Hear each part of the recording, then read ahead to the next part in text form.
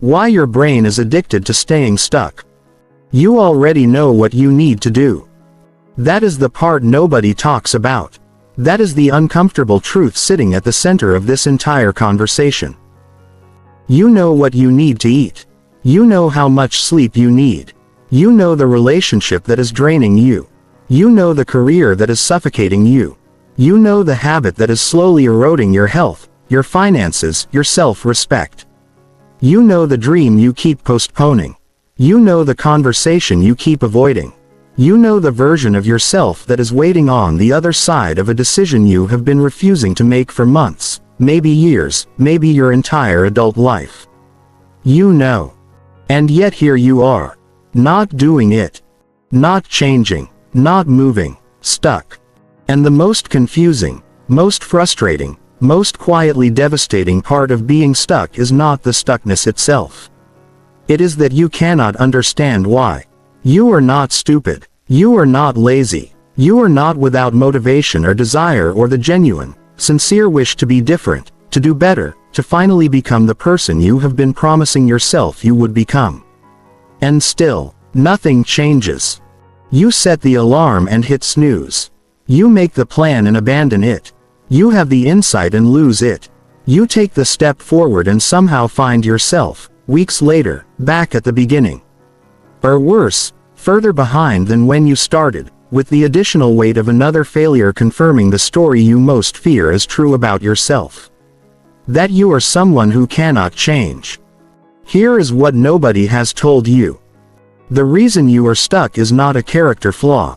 It is not a willpower deficiency. It is not evidence of some fundamental inadequacy that separates you from the people who seem to move through their lives with ease and momentum and the quiet confidence of people who do what they say they are going to do. The reason you are stuck is neurological. Your brain is not failing to help you change. Your brain is actively, efficiently, and brilliantly working to keep you exactly where you are. Not because it is broken. Because it is doing precisely what it was designed to do. Following programming so deep and so old that most people never even realize it is running. Executing a set of drives, biases, and survival mechanisms that made your ancestors live long enough to become your ancestors but that are now, in the modern world, keeping you imprisoned in patterns that are slowly stealing your one life from you. Your brain is not stuck with you. Your brain is addicted to keeping you stuck. And by the time you finish this audiobook, you will understand exactly how that addiction works, why it is so powerful, what it has already cost you, and precisely how to break it. Not through willpower, not through motivation, not through any of the conventional self-help approaches that have already failed you. Through understanding, through strategy, through a systematic rewiring of the very mechanisms that have been working against you. This is where everything changes. Let us begin. Introduction. Before we go any further, we need to establish something important. The metaphor of addiction is not casual here. It is not rhetorical flourish. When neuroscientists and psychologists study the brain's relationship with familiar patterns, comfortable routines, and known environments, what they find is not a mild preference for the familiar. What they find is a set of neurological and biochemical mechanisms that are structurally, functionally, and operationally identical to the mechanisms of substance addiction. The same reward circuits, the same withdrawal responses, the same tolerance effects, the same relapse patterns, the same self-deceiving rationalizations that keep people convinced they are choosing freely when they are actually being driven by chemical compulsion. Your brain is not merely comfortable with staying stuck. It is chemically dependent on it. And like any addiction, understanding the mechanism is the first step toward liberation from it. Not because understanding alone creates change. It does not. But because you cannot fight an enemy you cannot see. You cannot disrupt a pattern you have never examined. You cannot break a cycle you believe is simply who you are. The people who remain stuck their entire lives are not people of lesser intelligence or lesser worth or lesser potential. They are people who never understood what was actually happening in their own brain. People who kept trying to fight the wrong battle with the wrong weapons. This audiobook is the map of the real battle, and the weapons that actually work. We are going to cover ground that most people never get to.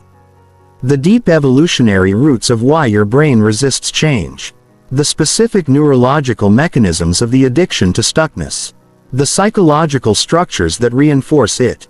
The unconscious beliefs that maintain it. The environmental systems that feed it.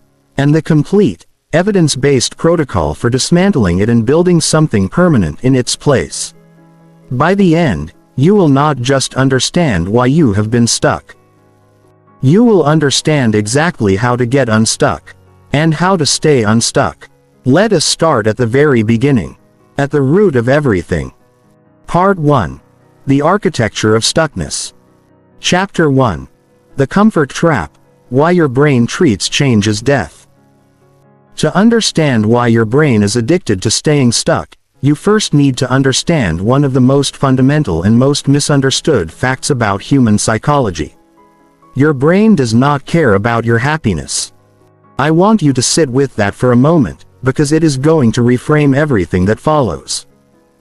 Your brain does not care about your happiness. It does not care about your fulfillment.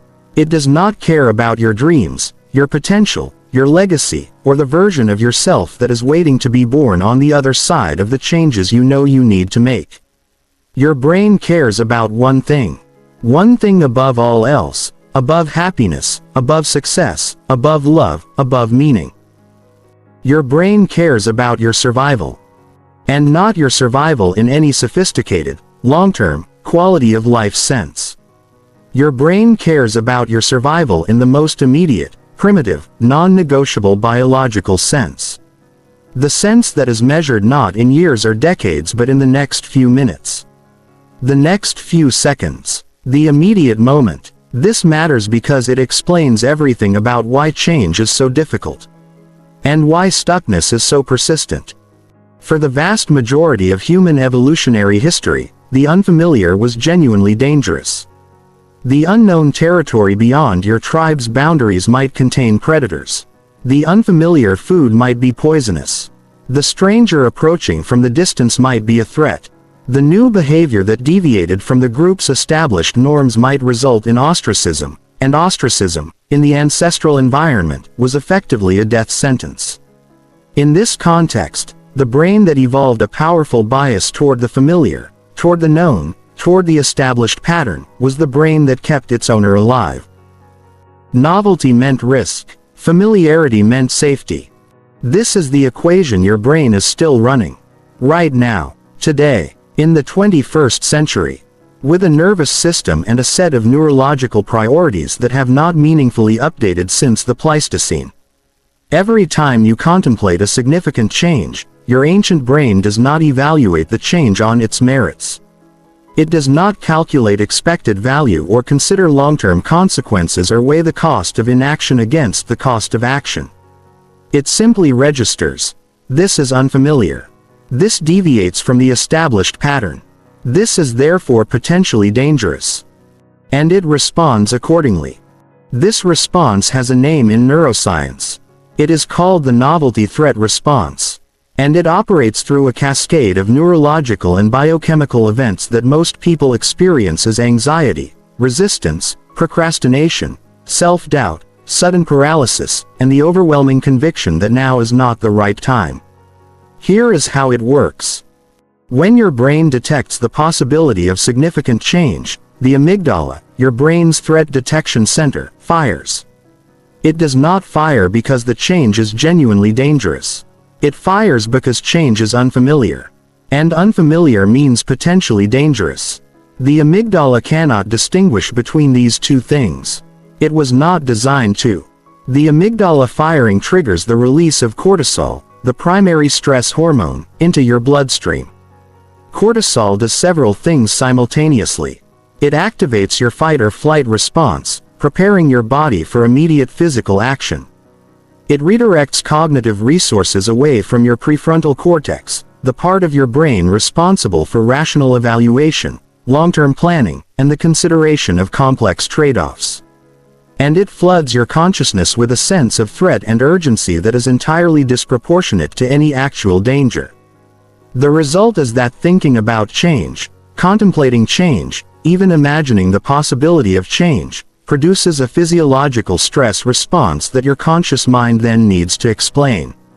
And your conscious mind, not knowing that the stress came from the amygdala's primitive threat assessment rather than any real danger, looks around for a reason to justify the anxiety it is feeling. It finds one. You are not ready yet. You need more information. You need to be more financially stable first. You need to wait for a better moment. You have responsibilities. Other people are depending on you. The timing is off. There are too many unknowns. You have been hurt before. You are probably not as capable as you think. Maybe this is just who you are. These rationalizations feel like rational thinking. They feel like prudent caution. They feel like wisdom. They are not. They are the verbal output of an amygdala that detected the scent of change and pulled the alarm. They are your conscious mind constructing a post hoc story to justify a biochemical stress response that happened before any conscious evaluation occurred. This is what psychologists call motivated reasoning. You feel the anxiety first, and then you reason backward to find justifications for it. And because the reasons feel real, they are convincing. They stop you. They convince you to wait, to prepare more, to get more ready, to hold on just a little longer until the conditions are right. And the conditions are never right. Because the amygdala does not care about conditions. It cares about familiarity, and no amount of preparation makes the unfamiliar familiar. Only experience does that. Only doing the thing does that. But here is where the trap deepens. Every time you back away from change, every time you respond to the anxiety of the unfamiliar by retreating to the familiar, you do two things simultaneously. First, you reinforce the neural pathway that associates change with threat. You make the amygdala more likely to fire with greater intensity the next time you contemplate a similar change. You are literally training your brain to be more afraid. Second, you activate a reward response. This is the part that makes it an addiction. When you retreat from the perceived threat of change back to the familiar comfort of stuckness, your brain releases a small hit of dopamine. Not because staying stuck is good for you, but because avoiding a perceived threat feels, to your ancient brain, like a survival victory. You detected a danger. You responded. You escaped. You are safe. And that sequence, detect threat, respond, escape, safety, dopamine, is one of the oldest and most powerful reward loops in the human nervous system. It is the same loop that rewards you for pulling your hand back from a flame. The same loop that rewarded your ancestors for successfully avoiding a predator. And it is now rewarding you for staying exactly where you are. This is not a metaphor. This is not an oversimplification. This is the actual neurochemistry of why you keep choosing the known misery over the unknown possibility. The misery is familiar, and familiar means safe, and safe gets a dopamine reward. And dopamine is what your brain is actually optimizing for. You are not stuck because you lack willpower. You are stuck because your brain has learned that staying stuck provides neurochemical rewards. And those rewards, however small and however inadequate compared to the rewards of real change and real growth, are consistent and immediate in a way that the rewards of change are not. The rewards of genuine change are delayed. They are uncertain. They require an extended period of discomfort before they materialize. And your brain, which is oriented fundamentally toward the immediate, is profoundly skeptical of delayed, uncertain rewards when immediate, certain ones are available. This is the comfort trap. And it is not just a metaphor. It is the architecture of your stuckness. Chapter 2. Dopamine, Prediction Errors, and the Neuroscience of Inertia. In the previous chapter we introduced the idea that staying stuck provides neurochemical rewards. Now we need to go deeper into the specific chemistry involved. Because understanding how dopamine actually works, as opposed to how most people think it works, is one of the most important keys to understanding and dismantling the brain's addiction to stuckness. Most people think dopamine is the pleasure chemical, the thing that gets released when you experience something enjoyable. the neurochemical reward for good experiences.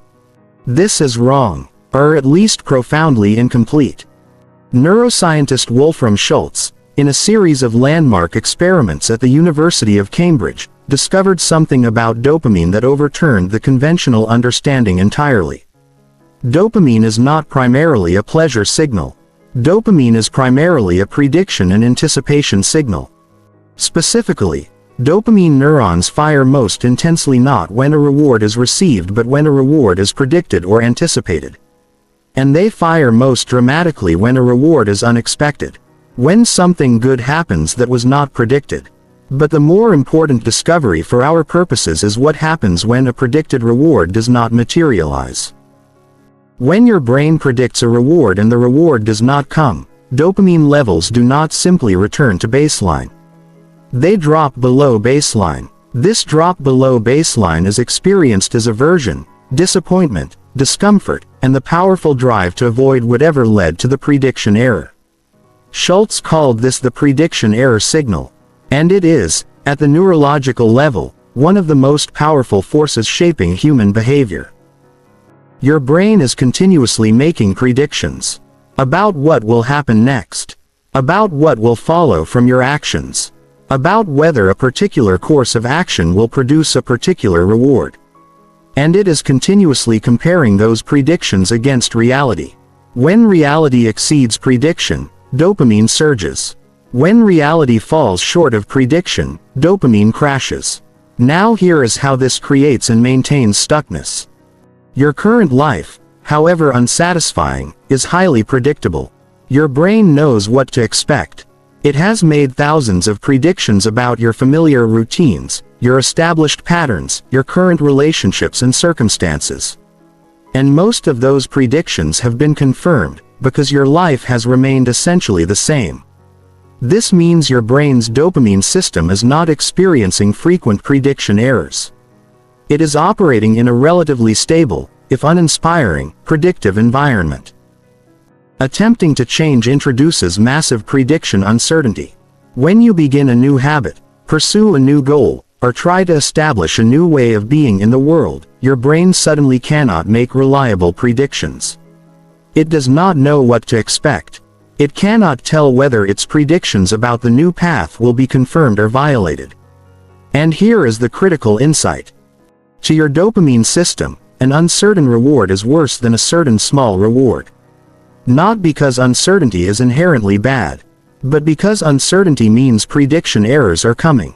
And prediction errors below baseline, the dopamine crashes that come when predicted rewards don't materialize, are experienced as more painful than the absence of reward entirely. This is called loss aversion at the neurochemical level. And it is why people consistently make choices that preserve the familiar even when the familiar is demonstrably worse than available alternatives. The familiar path, even if it leads to a mediocre destination, comes with reliable predictions and therefore fewer prediction error crashes.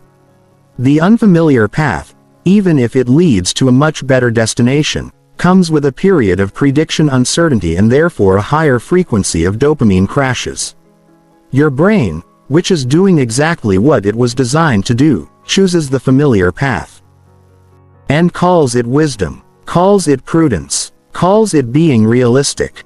But there is another layer to this story, one that is even more specifically relevant to the experience of chronic stuckness.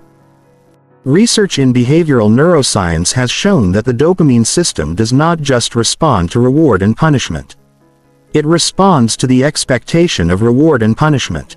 And critically, it responds to the contrast between current state and expected future state. This means that people who have a very clear, vivid, emotionally compelling vision of a better future are not necessarily more motivated. They are sometimes less motivated. Because the gap between their vivid imagined future and their current reality produces a kind of aversive tension that the brain resolves not by working toward the vision but by diminishing the vision itself. This is why the most intense periods of motivation, the moments when you feel most fired up about change, are often followed almost immediately by the most intense resistance and self-sabotage. The dopamine spike of the exciting vision is followed by the prediction error crash when the first steps toward it turn out to be harder, slower, and less immediately rewarding than the vision suggested. The brain learns from this sequence, and it begins to associate ambitious visions of change with eventual disappointment. And it begins to down-regulate the dopamine response to such visions, to protect you from the prediction error crash. This is why you become progressively less excited about your own potential over time. Not because your potential has diminished, but because your brain has learned to protect you from the pain of prediction errors by dimming the anticipatory response to visions of change. This is the neuroscience of learned hopelessness, not the dramatic, clinical hopelessness of severe depression. The quiet, ambient hopelessness of the person who has stopped allowing themselves to fully believe in their own possibility. Who goes through the motions of setting goals without fully committing to them? Who keeps their aspirations modest to avoid the pain of disappointment? Who has learned, through hundreds of cycles of excitement followed by failure followed by the biochemical crash of prediction error, to stay small, to stay stuck? Now, understanding this mechanism gives you an extraordinary strategic advantage. Because if the problem is prediction errors, the solution is not more motivation or more inspiration or a more compelling vision. The solution is engineering your path to change in a way that minimizes prediction errors and maximizes the frequency of small, certain, predictable rewards. This is why the habits literature consistently emphasizes starting small. Not because small is modest, but because small is neurologically strategic. A small habit is a reliable prediction, and a reliable prediction fulfilled is a dopamine hit without the crash. And repeated dopamine hits without crashes is what builds the momentum that eventually makes big change possible. This is also why tracking matters so much. Not because your brain cares about the data, but because being able to see the streak, to see the accumulation of small fulfilled predictions, provides the dopamine feedback that keeps the new pattern alive during the early period when the bigger rewards of change have not yet materialized. You are not gaming a system. You are working with your own neurochemistry instead of against it. And that distinction, working with your brain instead of against it, is the foundation of everything that follows. Chapter 3. The Homeostasis Conspiracy: How Your Body Fights Change from the Inside. There is a concept in physiology called homeostasis. It refers to the tendency of biological systems to maintain a stable internal state, to resist deviation from established equilibrium, to counteract any force that pushes the system away from its set point. When your body temperature rises, your sweat glands activate to cool you down. When your blood sugar drops, your liver releases glucose to bring it back up.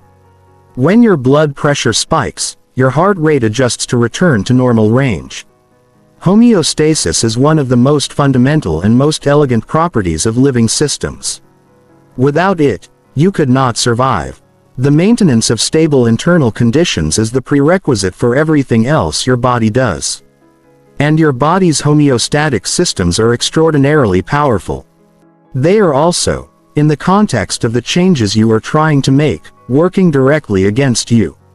Here is why. Homeostasis is not limited to physiological parameters like temperature and blood pressure. It operates at every level of your biological system, including your neurological system, including your psychological system, including your habitual behavioral patterns. Your brain maintains a psychological homeostasis just as your body maintains a physiological one. It has an established set point for your level of stress, your level of activity, your level of social engagement, your level of self-esteem, your level of ambition, your level of happiness. And whenever your behavior or circumstances push you significantly above or below this set point in any direction, your homeostatic system activates to return you to the established norm. This sounds harmless, even beneficial. Shouldn't a system that maintains psychological stability be a good thing? Not when your set point is low. Not when your psychological homeostasis is calibrated to a level of functioning, achievement, happiness, and aliveness that is far below what you are actually capable of. And for most people, it is. Because your psychological set point was not chosen by you. It was not determined by your potential or your values or your conscious aspirations. It was calibrated by your history, by the conditions of your upbringing, by the emotional tone of your family of origin, by the experiences that shaped your earliest and most fundamental beliefs about what level of well-being, success, and aliveness is normal for someone like you. And this calibrated set point becomes, through the mechanism of homeostasis, self-fulfilling. Whenever your life begins to exceed your set point, your homeostatic system activates to bring you back down. When things are going too well, when you are more successful than you believe you deserve to be, when your relationships are better than you are used to, when your sense of aliveness and possibility exceeds your established norm, your homeostatic system registers the deviation and corrects for it. This correction does not announce itself. It does not send you a memo explaining that you are now engaged in a process of self-sabotage designed to return you to your psychological set point. It simply begins generating behaviors, thoughts, and circumstances that accomplish the return. You pick a fight with your partner when the relationship is at its best. You make a careless mistake in the project that was going most successfully. You make a reckless financial decision just as your bank account reaches a level you have never sustained. You get sick. You get distracted. You lose interest. You find a reason why this particular success does not actually count. Psychologist Gay Hendricks, who has studied this phenomenon for decades, calls it the upper limit problem. The invisible ceiling above which you have been conditioned to believe you are not permitted to go. And the automatic, largely unconscious behaviors that activate whenever you approach that ceiling to ensure that you do not exceed it. But homeostasis works in the other direction too. Whenever circumstances push you below your set point, your homeostatic system activates to bring you back up. This is why people in genuinely terrible circumstances often find reserves of resilience and resourcefulness that they did not know they possessed. The homeostatic system is pushing back toward the set point from below. But here is the devastating implication that most people miss.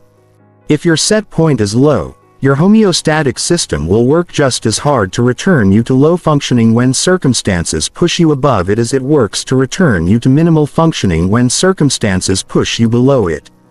Low set point homeostasis does not just keep you stuck at the bottom. It actively pulls you back from every attempt to climb. Every time you make real progress. Every time the momentum builds. Every time the new habit is taking hold and the new identity is becoming real and the life you actually want is starting to feel genuinely possible. Something happens, and you are back at the beginning. This is not bad luck. This is not the universe conspiring against you. This is homeostasis doing what homeostasis does. And understanding this changes your entire approach to change. Because the answer is not to try harder on the behaviors. The answer is to change the set point itself. To recalibrate what your nervous system considers normal. To raise your psychological thermostat. And the way you raise a thermostat is not through force.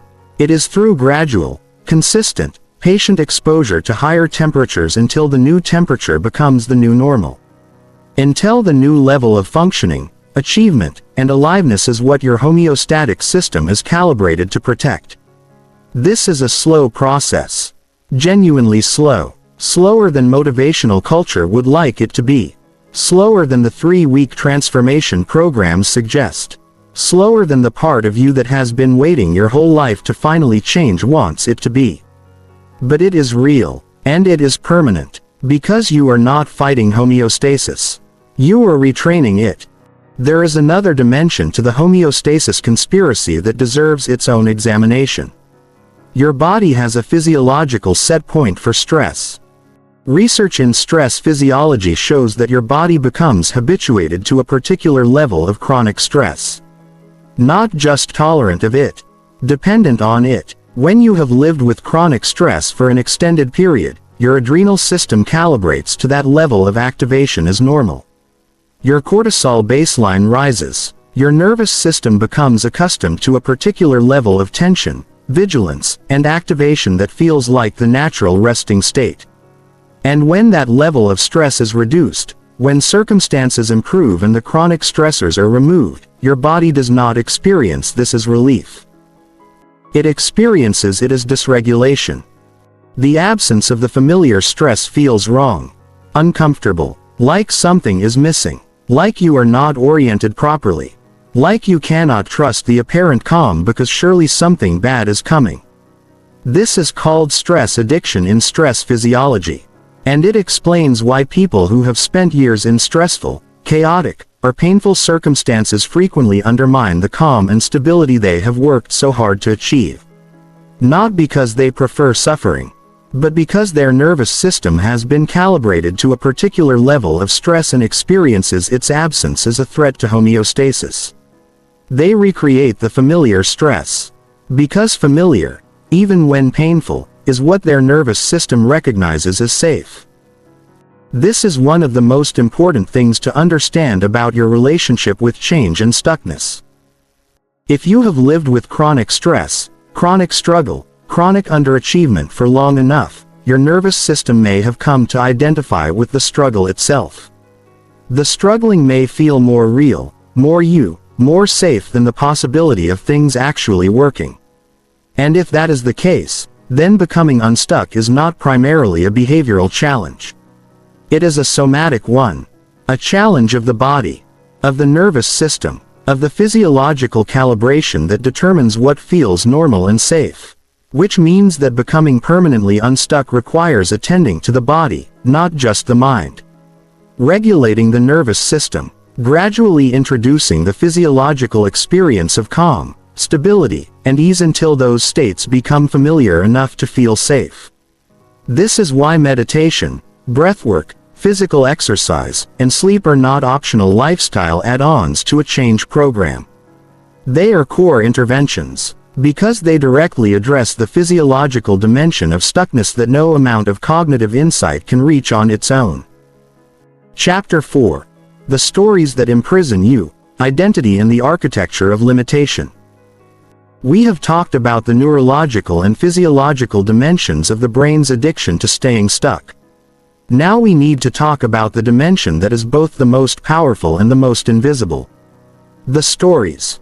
Every person carries within them a collection of stories about who they are, what they are capable of, what they deserve, what is possible for someone like them, and what the world is like and how it responds to people like them. These stories are not conscious beliefs in the sense of things you have deliberately evaluated and chosen to accept. They are operating assumptions, background axioms, the largely invisible framework through which you interpret every experience, evaluate every opportunity, and make every decision. And for most people, most of these stories were written before they had the cognitive capacity to evaluate whether they were true. They were written in childhood, in the first years of life, when the brain was absorbing everything without a filter. When every message from parents, caregivers, siblings, teachers, and the social environment went directly into the forming architecture of the self without passing through any critical evaluative process.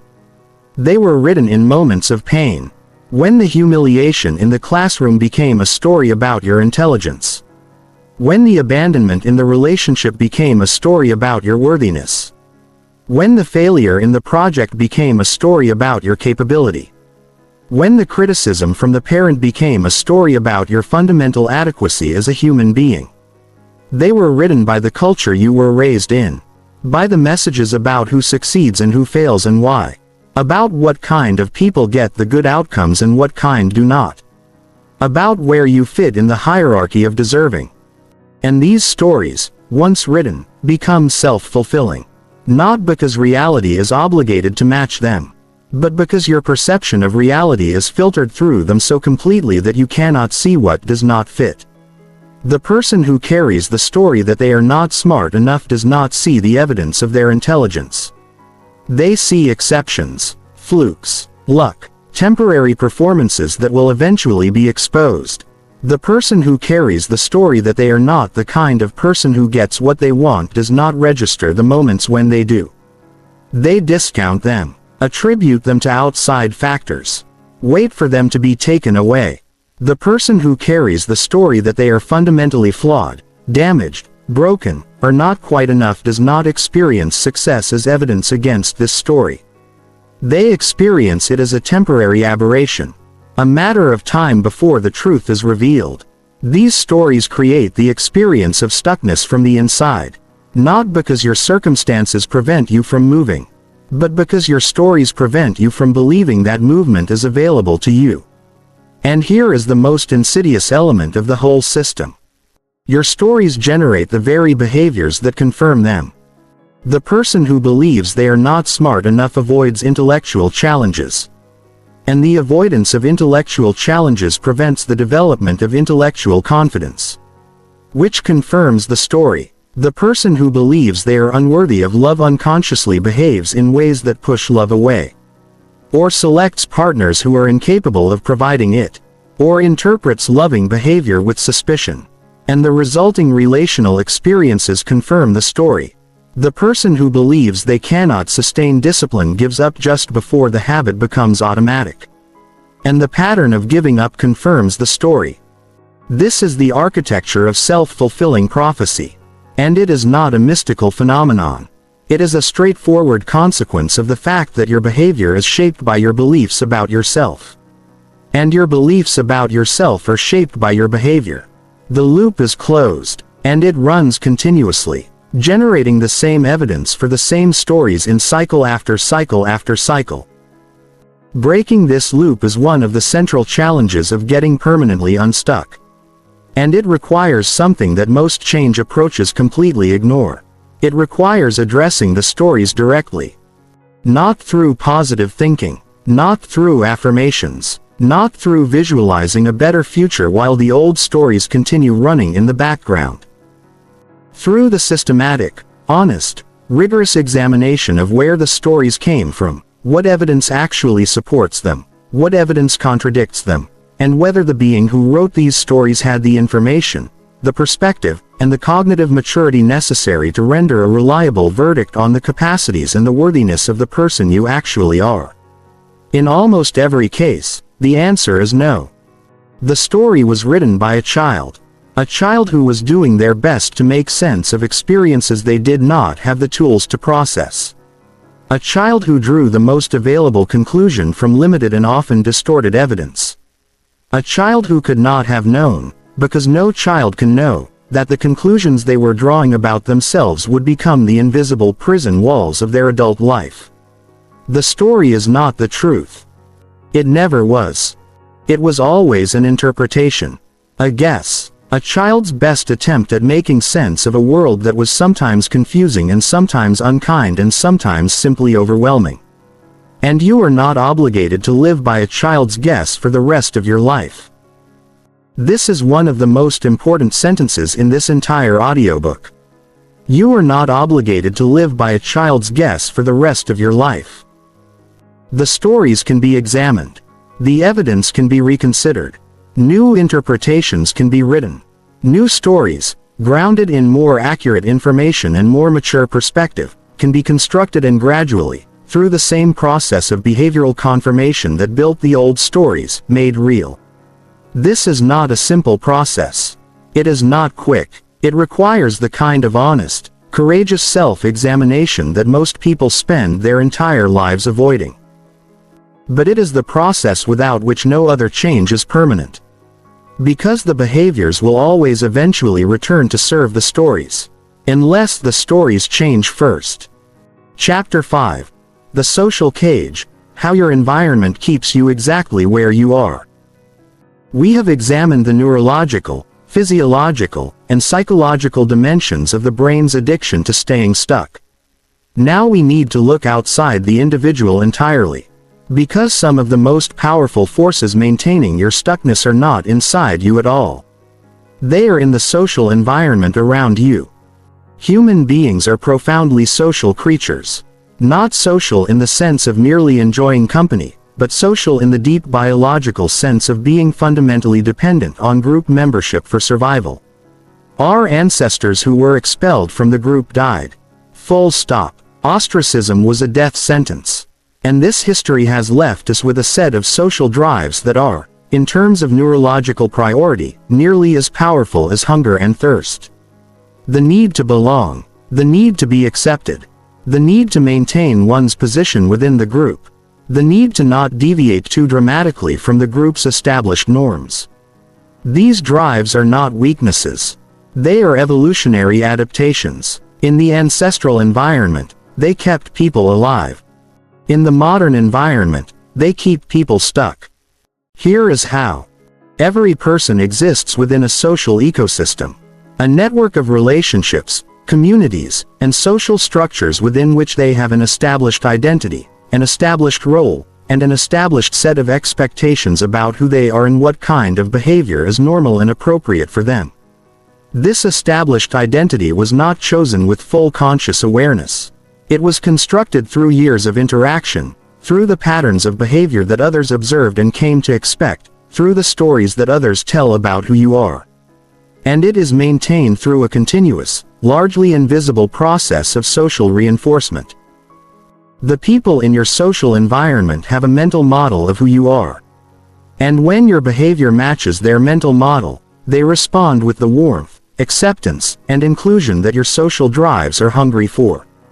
And when your behavior deviates significantly from their mental model, they respond with subtle, and sometimes not so subtle, social signals of discomfort, skepticism, or disapproval.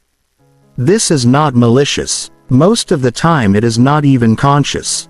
The people around you are not trying to keep you stuck. They are simply expressing the natural human tendency to feel slightly unsettled when someone they know behaves in unexpected ways. But the social signals they send are nonetheless powerful. And your nervous system, with its ancient sensitivity to signs of group approval and disapproval, registers them clearly. Every time you attempt to change in ways that deviate from your established social identity, you are likely to encounter some version of this response. The raised eyebrow, the slightly skeptical tone, the joke at your expense that contains a kernel of genuine discomfort. The well-meaning concern that maybe you are being unrealistic.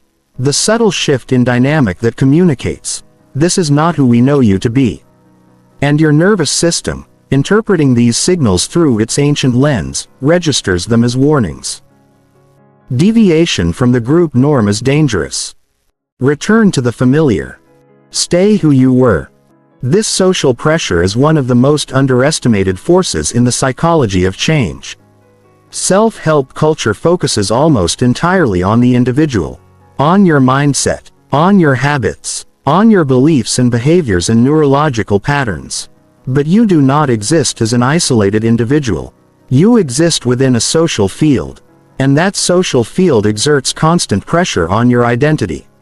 The research on social influence and behavior change is unambiguous. The single most powerful predictor of whether an individual will maintain a behavior change over time is not their motivation, their knowledge, their skills, or their habits. It is their social environment. People who are surrounded by others who model and reinforce the behavior they are trying to adopt maintain the change. People who are surrounded by others who model and reinforce the old behavior return to it. Almost without exception. Almost regardless of their individual motivation and intention. This means that the question of who you spend your time with is not a peripheral question about lifestyle.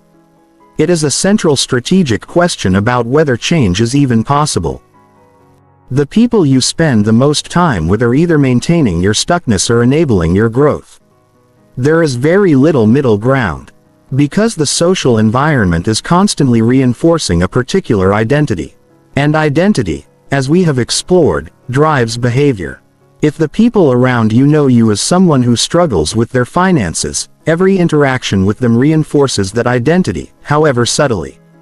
Every conversation that takes place within the frame of your shared financial struggle confirms and deepens the neural pathways associated with financial limitation.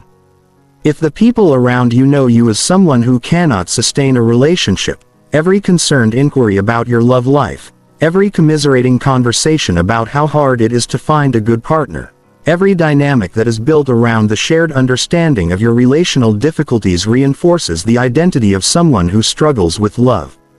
This is not their fault. And it is not yours. It is simply the mechanics of social identity maintenance. But understanding it is essential. Because it means that changing yourself without changing your social environment is like trying to heat a room by warming only the air in one corner of it. The social environment is constantly recooling you back to the established temperature. There is another dimension to the social cage that is worth examining separately. The phenomenon of social competition and the threat of your growth to others. When you change, you implicitly challenge the people around you who have not changed. Your growth, your success, your expansion becomes, for some people, a mirror that reflects their own stuckness in an uncomfortable way. And some people respond to this discomfort not by being inspired to grow themselves but by attempting, consciously or unconsciously, to pull you back down to the level where the mirror is less uncomfortable.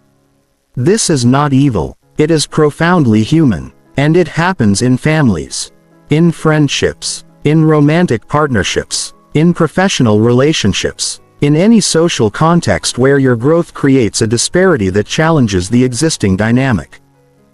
The criticism that appears out of nowhere just when things are going well. The sudden need for your attention and support precisely when you have committed to a new focus. The subtle undermining of your confidence at the exact moment when it is becoming strong enough to threaten the established dynamic.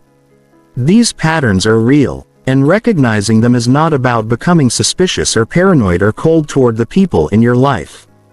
It is about understanding the social forces at play so that you can navigate them with awareness rather than being unconsciously driven by them. The ultimate response to the social cage is not to reject the people in your life. It is to expand your social world to include people who reflect the identity you are building, while maintaining compassion for those whose response to your growth is less than supportive. Both can be true. You can love your family and also recognize that your family's mental model of you is keeping you small. You can value your long-term friendships and also recognize that you need new friendships with people who know you only as the person you are becoming. The social environment is not fixed. It is something you actively curate.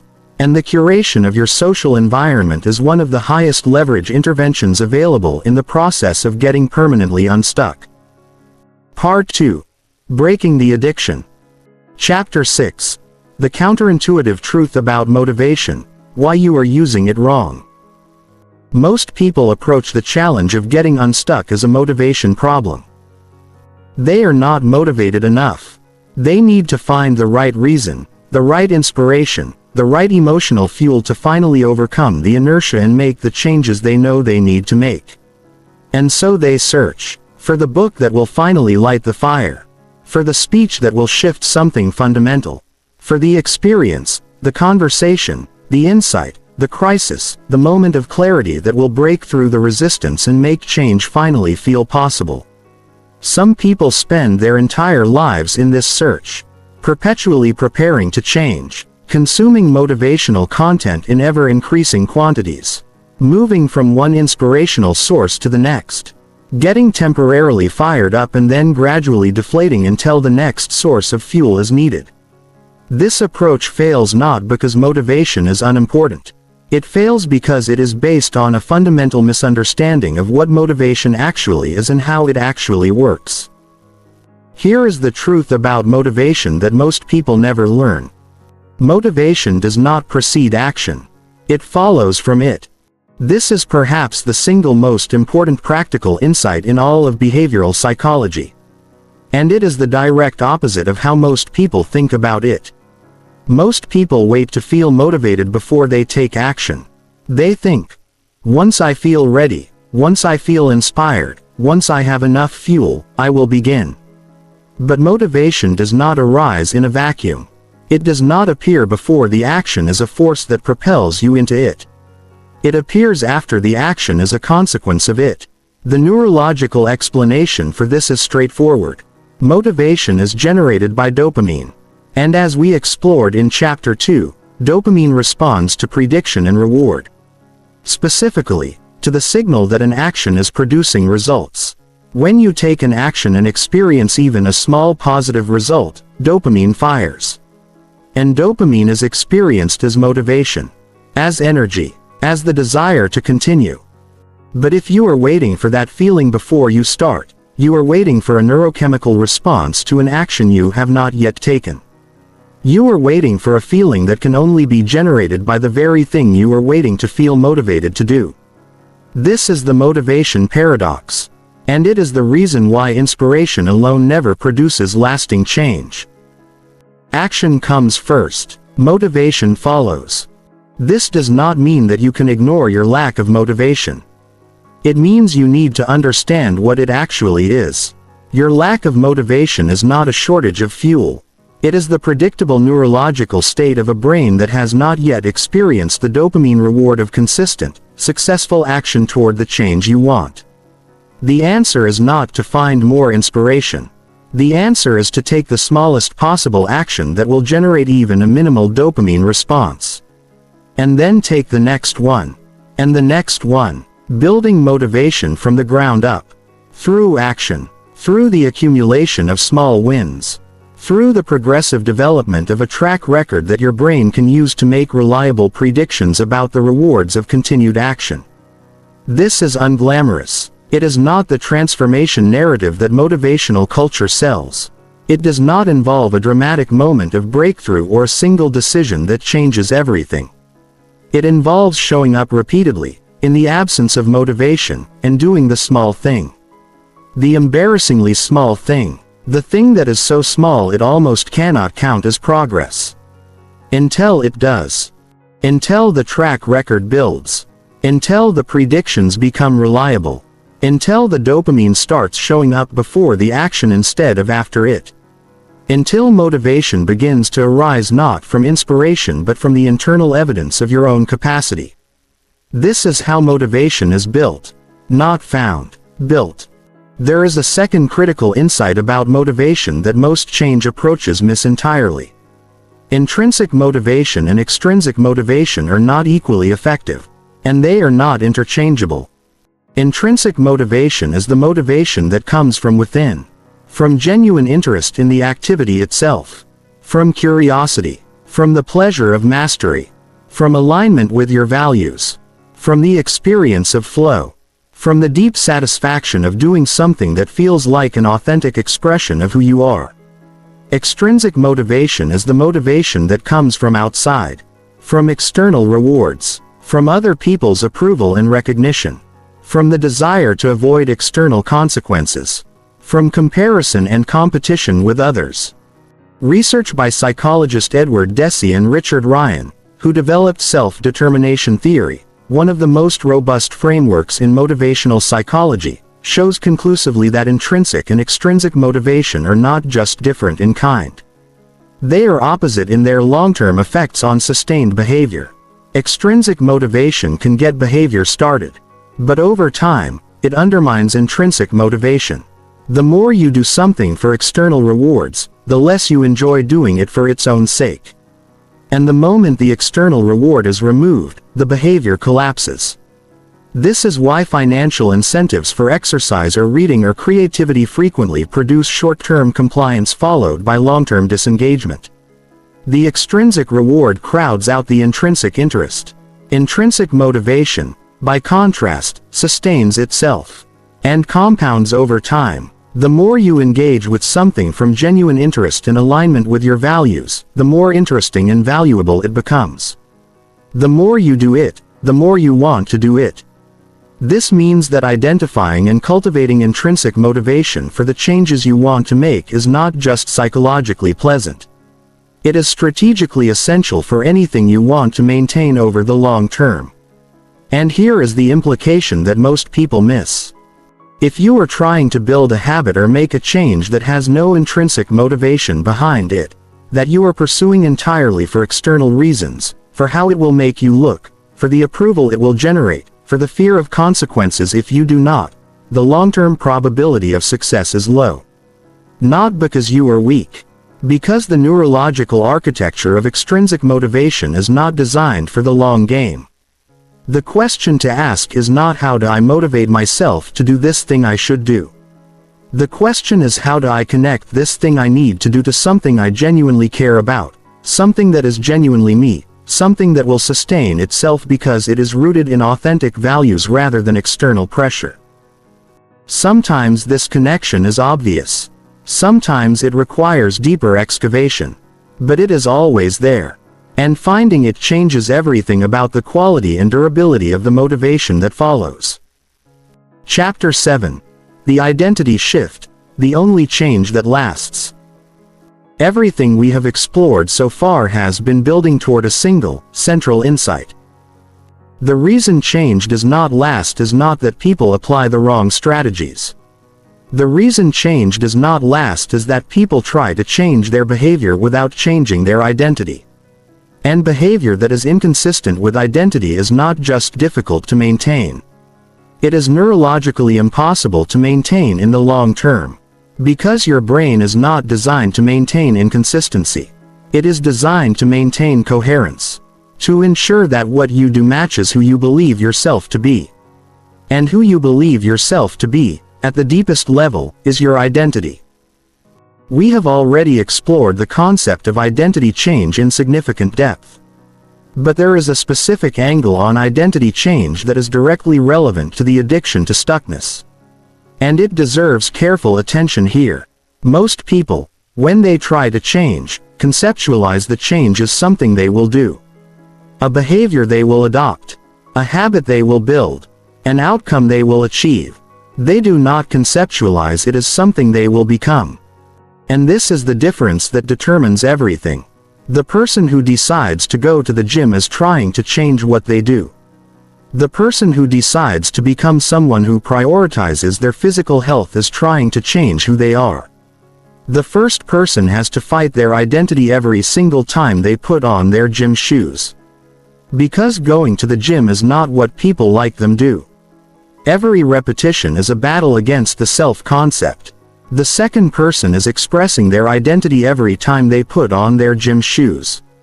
Because prioritizing their health is what people like them do. Every repetition is a confirmation of the self-concept. And the nervous system rewards confirmation. And rewards make behavior sustainable. The identity shift is not just a different way of thinking about change. It is the only approach to change that addresses the root cause of stuckness rather than the symptoms. Because the root cause of stuckness is not behavioral. It is not habitual. It is not motivational. The root cause of stuckness is a self-concept that is calibrated to stuckness. That identifies with limitation. That has internalized, at the deepest level of the nervous system, the conviction that this is who I am. That significant growth and change is for other people. That staying at this level, however unsatisfying, is what is appropriate for someone like me. And the only thing that permanently changes this is a shift in identity.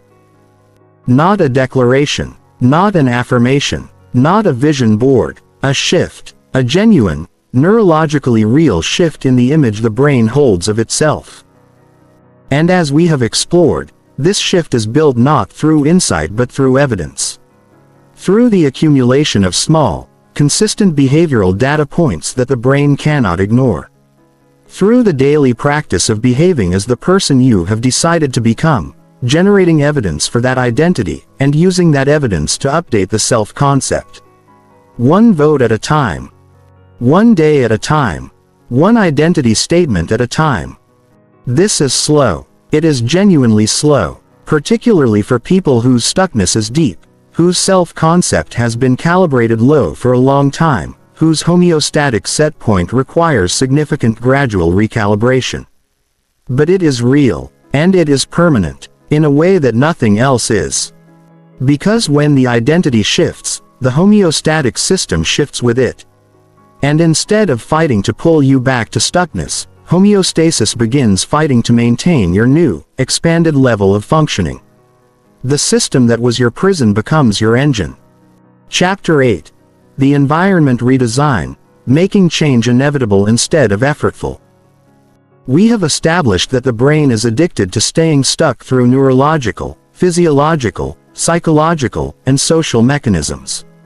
We have explored why motivation first approaches fail, and we have established the central importance of identity change. Now we need to get deeply practical about the third pillar of permanent change. Environment design. Because here is a truth that most people never fully internalize. Your behavior is not primarily a product of your character. It is primarily a product of your environment. This is not a comfortable truth for a culture that places enormous emphasis on individual responsibility and personal agency. But the evidence for it is overwhelming. Studies in behavioral economics, environmental psychology, and habit research consistently show that the most powerful predictor of what any given person will do in any given moment is not their values, their goals, their motivation, or their habits. It is the design of the environment they are currently in. People eat less when their plates are smaller. Not because the smaller plate changed their values or their goals. Because the environmental cue changed. People exercise more when their gym clothes are laid out the night before. Not because they became more disciplined. Because the environmental friction was reduced. People save more money when saving is the default option in their retirement account. Not because they became more financially responsible. Because the choice architecture changed. People make better food choices when healthier options are at eye level in the cafeteria. Not because they thought more carefully about nutrition. Because the environmental prompt changed. This research has a profound implication that most self-improvement culture ignores completely. Changing your environment is more effective than changing your willpower. Full stop. Not just sometimes. Not just for some people. Structurally, neurologically, behaviorally, more effective. Because willpower is a limited resource that depletes under pressure. And environmental design does not deplete.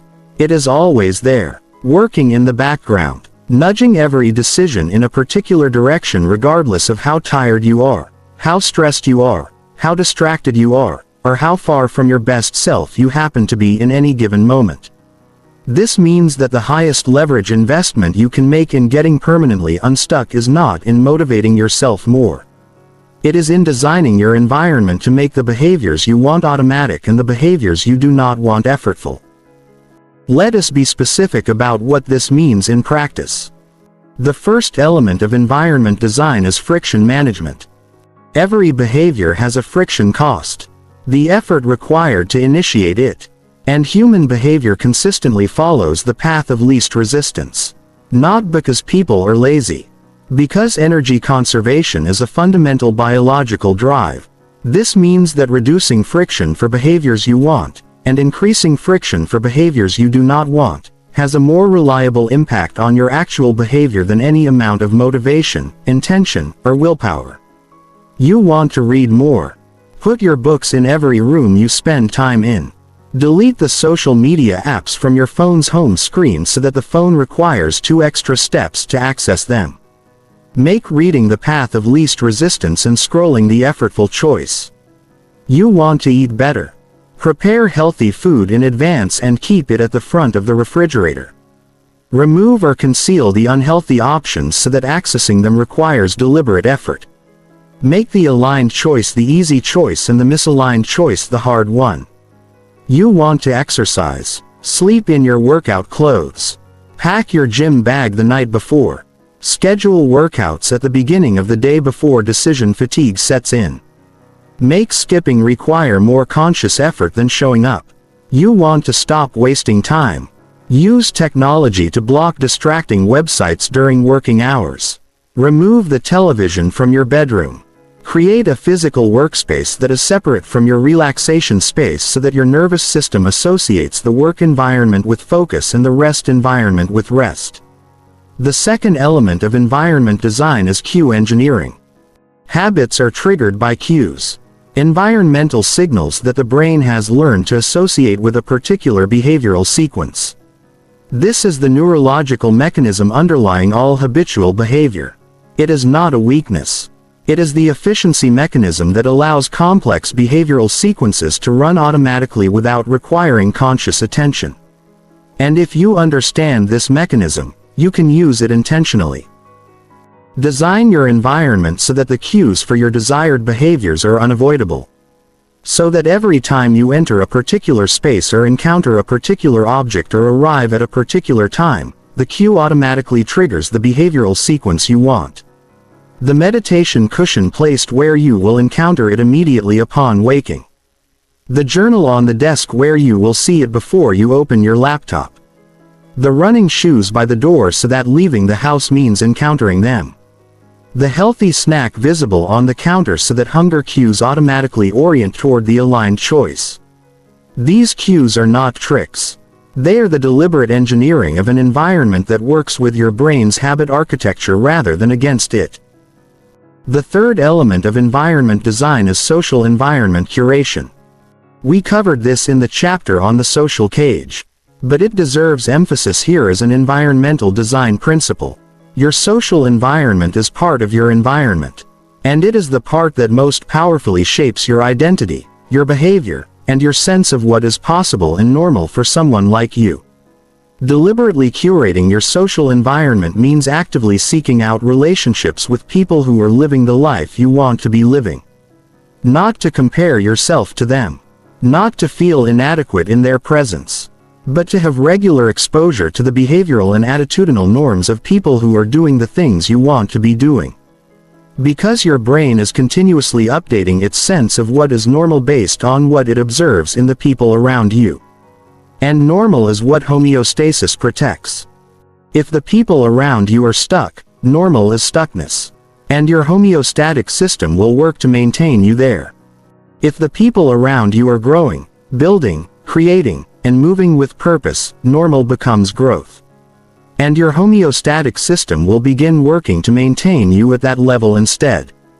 This is not about abandoning your existing relationships. It is about expanding your social world to include people who model the identity you are building. Communities, networks, mentorship relationships, peer groups organized around the activity or the aspiration you are pursuing. The fourth element of environment design is the architecture of accountability. Human beings behave differently when they are observed, not because they are performing for others but because the social drive for consistency is powerful. When others have witnessed your commitments, breaking them creates social discomfort that your nervous system is motivated to avoid. This means that making your commitments public, enlisting accountability partners, joining communities where your progress is visible, and creating structures that require you to report on your behavior, are not just nice additions to a change program. They are powerful environmental features that leverage your social drives in service of your goals. Choose accountability structures that are positive and supportive rather than shame-based. Shame is a powerful but unreliable motivator that, over time, tends to increase avoidance rather than approach. What works is the combination of social visibility with supportive encouragement. The sense that people are watching you, invested in your success, and expecting you to show up. This combination activates your social drives in a direction that supports rather than undermines the identity you are building. Chapter 9. The Progressive Exposure Protocol, Training Your Brain to Want What is Good for You. We have established that the brain is addicted to staying stuck through a complex architecture of neurological, physiological, psychological, social, and environmental mechanisms. We have explored the three primary pillars of permanent change: identity shift, motivation cultivation, and environment design. Now we need to talk about the specific practice that ties all three together. The Progressive Exposure Protocol. The name is technical but the concept is elegant, and it is drawn directly from what we understand about how the brain actually learns, adapts, and rewires. Your brain changes through exposure. Through repeated contact with new experiences, new environments, new behaviors, and new evidence about what is possible. But the critical word is progressive. Exposure that is too dramatic, too rapid, or too far outside the established comfort zone triggers the threat response, the homeostatic correction, and the full force of all the mechanisms we have been examining. The brain experiences it as an attack on its stability and responds accordingly. With resistance, avoidance, and the powerful pull back to the familiar. Exposure that is calibrated to be just outside the established comfort zone, far enough to create a new experience but not so far as to trigger overwhelming threat response, generates genuine neurological change without the backlash. This is the Goldilocks principle of change. Not too much, not too little, just at the edge of your current capacity. And the progressive element means that as each new level of exposure becomes familiar, the threshold expands. The edge moves forward, and you move forward with it. In practice, the progressive exposure protocol works like this. You identify the area of your life in which you are most stuck. And you define, as specifically as possible, what being genuinely unstuck in that area would look like. What would you be doing? How would you feel? What would your life contain that it does not currently contain? This is your target, your destination. Now you deliberately resist the temptation to go there immediately. And you map the territory between here and there, identifying, as specifically as possible, the incremental steps that connect your current reality to your desired destination. Not 10 steps, not 5, as many as you need to make each step feel genuinely manageable. To make each step feel like something your current self can actually do without triggering the full force of the threat response. Then you commit to the first step only. Not the destination, not the whole journey, the first step. And you stay at the first step until it is fully, genuinely, physiologically comfortable. Until your nervous system has registered it as safe. Until it has ceased to activate the threat response and has become part of the established familiar. This may take days. It may take weeks. Do not rush it, because the goal is not to demonstrate that you can tolerate discomfort for a period. The goal is to genuinely recalibrate your nervous system so that the new behavior becomes your new normal. Then, and only then, you move to the second step. The process sounds slow, and in the early stages it is. Much slower than the burst of motivation approach. Much slower than the resolution that is going to change everything starting Monday. But it is sustainable in a way that those approaches never are. Because each step genuinely becomes normal before the next one is introduced. There is no accumulation of stress. No depletion of willpower. No widening gap between where you want to be and what your nervous system can manage. The steps compound, and what seemed impossibly far from where you started, after enough progressive steps, becomes simply where you are. There is a specific variation of the progressive exposure protocol that is particularly powerful for the stuck person who has accumulated a history of failed attempts at change. It is called the success audit. Most stuck people, when they examine their history of attempts at change, see a sequence of failures. Attempts made, progress achieved, collapse, regression, return to the beginning, and they read this sequence as evidence of their inability to change. The success audit asks you to read the same sequence differently. Look at each attempt, not at where it ended but at how far it went. Not at the collapse but at the progress that preceded it. The person who started going to the gym and went for 3 weeks before stopping did not fail to build a fitness habit. They demonstrated that they have the capacity to maintain a fitness routine for at least 3 weeks. That is real. That is evidence of capability that the old story refuses to acknowledge. The person who started a new business, got to the point of having their first customers, and then folded did not fail as an entrepreneur. They demonstrated the capacity to start a business, attract customers, and run operations. The skills and experiences from that attempt are real, regardless of the outcome. The person who cleaned up their diet for a month and then returned to old patterns did not fail at healthy eating. They demonstrated the capacity to make sustained healthy food choices for an extended period. And they learned something about what caused the regression that can inform the next attempt. Every previous attempt at change, however it ended, is evidence of capability. And every piece of evidence of capability is ammunition against the old story. The success audit builds the case, from your actual history, that you are not someone who cannot change. You are someone who has been changing imperfectly, with incomplete tools and understanding, and who has been giving up too quickly because the mechanisms of stuckness were working against you rather than with you. That is a very different story. And the story is everything. Chapter 10. The Grief of Growth. What nobody tells you about getting unstuck. There is a dimension of the experience of getting unstuck that almost nobody in the self-improvement space acknowledges. And its absence from the conversation is one of the primary reasons people get surprised, overwhelmed, and ultimately derailed at exactly the moment when they are closest to genuine breakthrough.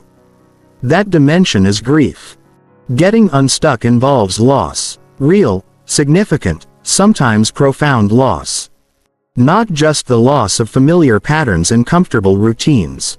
Not just the loss of the protection that stuckness provides. But the loss of relationships, identities, communities, and ways of making sense of the world that have been part of you for years, sometimes decades. When you change significantly, you inevitably grow apart from some of the people you were closest to. Not because they are bad people. Not because the relationships lacked genuine value.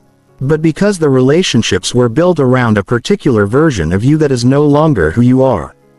This is real loss. It deserves to be acknowledged as such. Not explained away. Not minimized by focusing on the exciting possibilities that growth brings. Not bypassed in the rush toward the new life. When you change your relationship with food, you lose your relationship with food as comfort, as numbing, as the reliable source of chemical calm in an overwhelming moment. Even if you are gaining a healthier body, the loss of that familiar comfort deserves acknowledgement. When you change your relationship with people-pleasing, you lose the relative safety of being seen as agreeable, accommodating, and never threatening to anyone. Even if you are gaining authenticity and self-respect, the loss of that social safety deserves acknowledgement. When you leave the career that was slowly suffocating you, you lose the identity that career provided. The social recognition, the established role, the sense of knowing who you are in relation to the world. Even if what is coming is more aligned and more alive, the loss of that structure deserves acknowledgement. Grief that is not acknowledged does not disappear. It goes underground. And underground grief has a way of emerging as self-sabotage. As the inexplicable regression just when things were going best. As the sudden loss of motivation at the exact point where breakthrough was closest. The path through grief is not around it.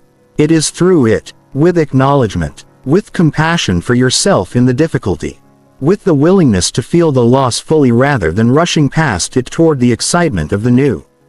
This does not mean dwelling in grief. It means allowing it to complete its natural arc rather than interrupting it through premature positivity, through numbing, or through the frantic acceleration of change that is sometimes a sophisticated form of avoidance. There is also a specific and profound grief that some people experience when they begin to genuinely believe that their life can be different. For people who have been stuck for a long time, the possibility of change carries with it a painful confrontation. The confrontation with how much time has already passed. How many years were spent in patterns that could have been changed earlier. How much living has been delayed, diminished, or entirely missed. This grief is real, it is legitimate, and it is one of the most important grief processes in the entire journey of getting unstuck. Because the temptation, when you first genuinely see how different your life could be, is to collapse under the weight of the loss of the years that came before. To allow the grief over the past to become a reason not to change in the present. To conclude that it is too late, that the damage is too great, that the gap between who you have been and who you could be is too painful to face. This temptation must be recognized and resisted, not by denying the grief, but by understanding that the grief is the mind looking backward, and that the decision about what to do now requires the mind to look forward. The years that have passed are gone. They cannot be recovered, but they are not meaningless. They taught you, they shaped you, they brought you, through whatever winding and painful path, to this moment of clarity and possibility. And this moment is not diminished by what came before it. It is fully and completely available to you right now. The best time to have made these changes was years ago. The second best time is now.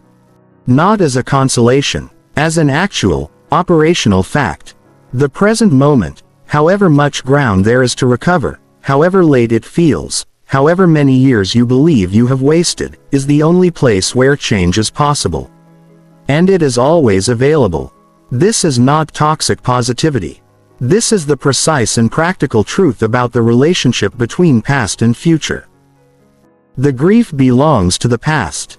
And you can feel it fully, honor it completely, and then set your face toward the present. Toward the next action. Toward the next vote for the identity you are choosing to build. Both of these things can be true simultaneously. It is okay that it took this long. And it is time to begin now. Chapter 11. The relapse plan, because you will stumble and that is part of the design.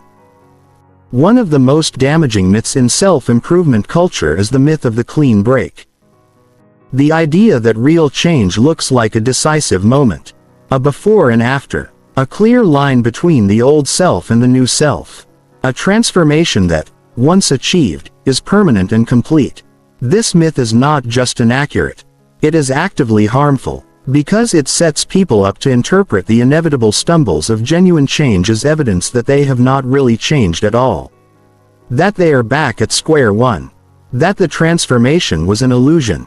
And this interpretation, more than any other single factor, is what causes people to give up. Not the stumble itself. The story they tell about the stumble. Real change is not linear. It is not clean. It does not follow the narrative arc that motivational culture would prefer. It is messy, recursive, nonlinear, and frequently characterized by periods that look, from the outside, like failure. Neuroscience tells us why this is inevitable. Neural pathways do not disappear. They attenuate. The old patterns, however weakened by the new behaviors you have been building, retain a residual trace in your nervous system. Under sufficient stress, sufficient fatigue, sufficient emotional depletion, or sufficient environmental pressure, those old pathways can reactivate. This is not weakness. It is neurology. And the question is not whether you will ever stumble. You will. The question is what you do when you stumble. How you interpret it, and how quickly you return to the path. Research on behavior change maintenance shows clearly that how people respond to a relapse determines far more about their long-term success than whether they relapse. People who interpret a stumble as a catastrophic failure, as evidence that they have not changed, as reason to abandon the whole effort, consistently fail to maintain change over time. People who interpret the same stumble as a temporary deviation, as information about the conditions that triggered the regression, as an opportunity to strengthen their approach, consistently succeed in maintaining change over time. The relapse is not the problem. The story about the relapse is the problem. This is why having a relapse plan, an explicit, predetermined response to stumbles, is not pessimistic. It is one of the most strategically intelligent things you can do in a change program. A relapse plan does not wish for stumbles. It simply acknowledges their inevitability and prepares for them explicitly so that when they happen, your response is already decided. So that the moment of stumble does not also become a moment of crisis about what the stumble means. A good relapse plan has three components. The first is a trigger identification. The specific conditions, states, environments, and situations that are most likely to produce a regression to old patterns. These are usually recognizable. High stress, sleep deprivation, emotional pain, social pressure, particular environments associated with the old behavior, particular people associated with the old identity. Knowing your triggers in advance means you can either avoid them when possible or prepare a specific response for when they are unavoidable. The second component is a recovery protocol. A specific, predetermined sequence of actions you will take in the hours and days immediately following a stumble. Not a dramatic recommitment or a grand gesture. A small, manageable return to the aligned behavior. The one action that recasts the vote for the new identity. This recovery protocol must be simple enough to execute even when you are feeling the shame, discouragement, and depleted motivation that typically follow a stumble. Which means it must be small. almost embarrassingly small. Not, I will redouble my entire effort and make up for lost time. That is the burst of motivation approach that fails. Just, I will do the one small aligned action today. One vote. One step back on the path. The third component is a meaning protocol. The explicit, predetermined story you will tell yourself about the stumble. One that is accurate, compassionate, and forward-oriented rather than catastrophizing, shaming, and backward-looking. Something like, I stumbled. This was predictable. The old neural pathways are still there and they activated under this particular set of conditions. This is information, not a verdict. I know what triggered it. I know what to do differently. And I am returning to the path now. This meaning protocol is not denial. It is not false positivity. It is accurate, because the stumble truly is predictable. It truly is information, and returning to the path truly is available. The meaning protocol keeps the stumble from becoming a story. And stories, as we have established, are the most powerful force in the entire system. We began this journey with a simple but devastating observation. You already know what you need to do.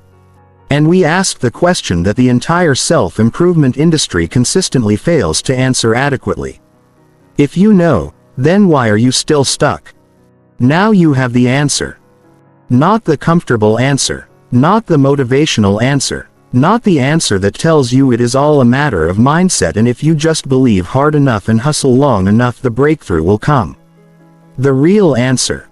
Your brain is addicted to staying stuck. Through the novelty threat response that treats change as danger. Through the dopamine mechanics that reward the familiar and punish prediction errors. Through the homeostatic systems that fight to maintain your established set point. Through the identity stories that were written before you were old enough to evaluate them. Through the social environment that continuously reinforces the old self. Through the environmental architecture that makes old patterns automatic and new ones effortful. These are not personal failings.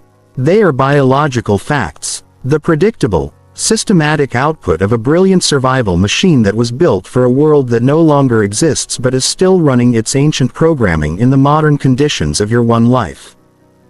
Understanding this does not make you less responsible for your choices. It makes you more equipped to make them well. Because now you know what you are actually dealing with. Not a weakness of character. A set of mechanisms. And mechanisms can be understood. They can be interrupted. They can be redirected. They can, with sufficient patience, consistency, and strategic intelligence, be retrained to work for you instead of against you. You now know that motivation follows action, not the other way around. That the smallest consistent step is more powerful than the largest inconsistent burst. That identity change is the only change that lasts. That your environment is shaping you whether you design it or not. That the social field around you is either maintaining your stuckness or enabling your growth. You now know that grief is part of the process. That stumbles are not failures but data. That the old neural pathways do not disappear. They simply lose their dominance when a new pathway has been built strong enough to consistently win the competition for your behavior. You now know that being stuck is not who you are. It is a state your brain has been maintaining. A habit of the nervous system. An addiction that, like all addictions, is ultimately more fragile than it appears. More amenable to change than it feels. More available to disruption by the persistent, patient, strategic application of a different way of being than the decades of accumulated stuckness would suggest. The path forward is not dramatic. It is not a single decision that changes everything. It is not a breakthrough moment that dissolves the past and inaugurates the future. It is a series of small moments, each one choosing, against the pull of the familiar, the direction of growth. Each one casting a vote for the identity you have decided to build. Each one accumulating into the evidence that your brain will eventually find undeniable. Evidence that you are not someone who is stuck. Evidence that you are someone who moves, who builds, who grows, who has decided, in full knowledge of everything working against it, to do the extraordinarily ordinary, revolutionary thing of becoming, one small step at a time, who you were always capable of being. The addiction to stuckness is real.